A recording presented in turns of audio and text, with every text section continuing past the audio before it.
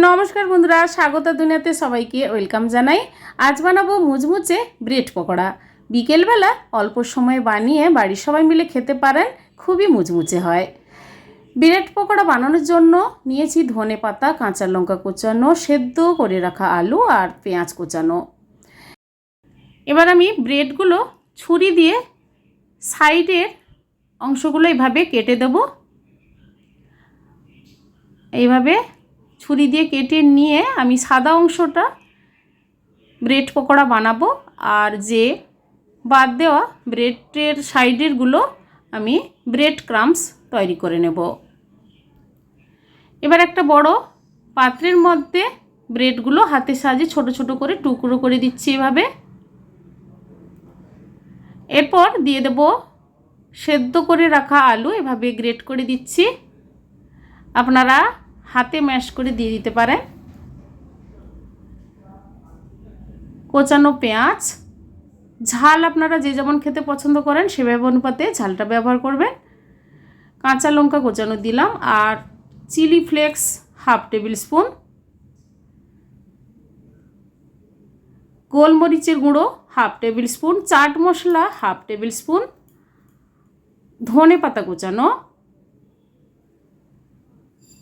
আর পরিমাণ মতো লবণ দিয়ে দেব।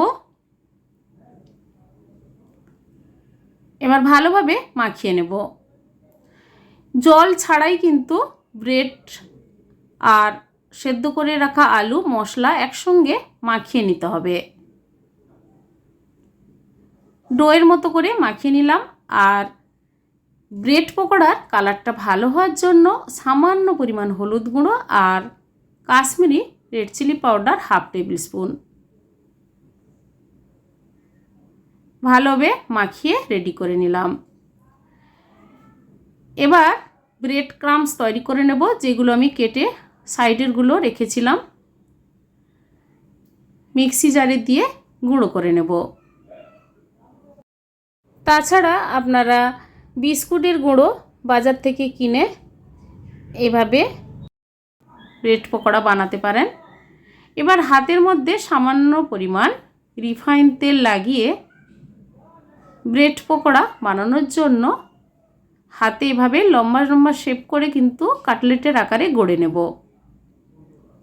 দেখতেও ভালো হয় আর ভাজার পর মুচমুচেও হবে। আপনারা আপনাদের মতো করে শেপে বানিয়ে নিতে পারেন। এরপর ব্রেড ক্রাম্বসে কোটিং করে নেব সবগুলো ব্রেড পকোড়া। এইভাবে ব্রেড পকোড়া অল্প সময় আর অল্প উপকরণে টেস্টি বানিয়ে ফেলতে পারবেন বাড়িতে। আর বাড়িতে কোনো অতিথি এলে অল্প সময় ঝটফট বানানো যায় এই ব্রেড পকোড়া। সবগুলো এভাবে বানিয়ে নিলাম। এবার গ্যাসটা অন করে দিয়েছি।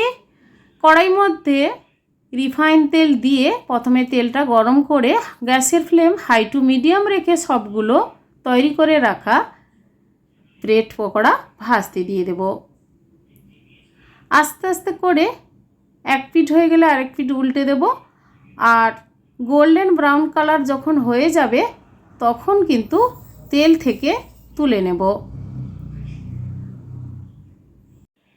এইভাবে কালার আসলেই কিন্তু কড়াই থেকে প্লেটে তুলে নিতে হবে। সবগুলো ব্রেড পকোড়া ভেজে টমেটো সস দিয়ে সার্ভ করে নিয়েছি। বন্ধুরা, এইভাবে ব্রেড পকোড়া বাড়িতে একবার বানিয়ে ট্রাই করে দেখুন, ভীষণই টেস্টি হয় খেতে। আজকের এই রেসিপি আপনাদের কেমন লেগেছে কমেন্ট করে জানাবেন, লাইক করবেন, আর আমার চ্যানেলটি বন্ধুরা সাবস্ক্রাইব করে নেবেন। সবাই ভালো থাকুন, সুস্থ থাকুন। ধন্যবাদ।